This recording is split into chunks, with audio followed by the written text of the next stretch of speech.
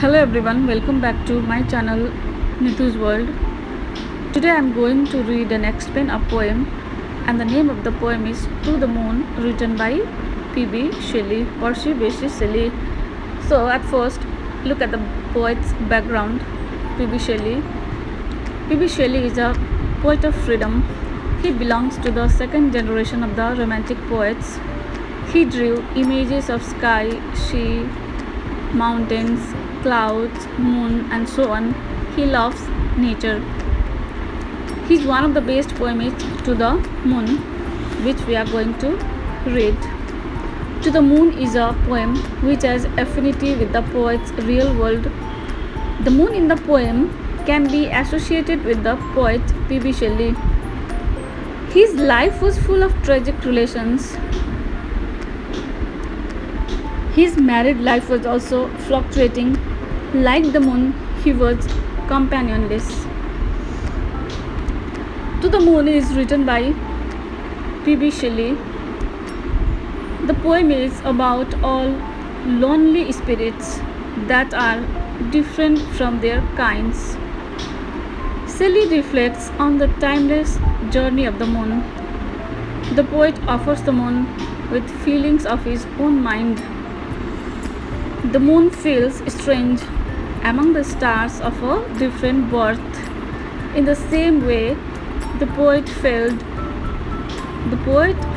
odd among the people that crowded around him. The central idea of the poem is the quest for constancy. The moon is personified as a human being, and her feelings are expressed by the speaker. The moon is seeking constancy. She looks pale, being tired of climbing heaven and gazing on the earth to find her companion of same birth.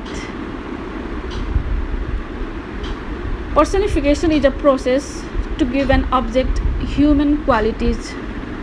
If an object is personified, it has all the human qualities. So let's start a poem. To the Moon. Art thou pale for weariness of climbing heaven and gazing on the earth, wandering companionless? Though it is a short poem, but it has deeper meaning. Art thou pale means are, thou means you. Art thou pale for weariness of climbing heaven and gazing on the earth? The poet Percy Bysshe Shelley reflects on the timeless journey of the moon. The poet feels that the moon has grown tired of climbing in the heaven and looking upon the earth continuously. It looks pale because of its endless journey among the stars that have a different birth and ever changing, like a joyless eye that finds no object worth its constancy. The moon is all alone in the company of the stars, which have a different birth and origin, and ever changing. It changes its face from time to time, always changing, to express its disgust from the world that finds no object worth its constancy. The moon is not getting the companion of its heart's desire. It is in search of a companion suited to its noble birth, and like a joyless eye that does not find any object.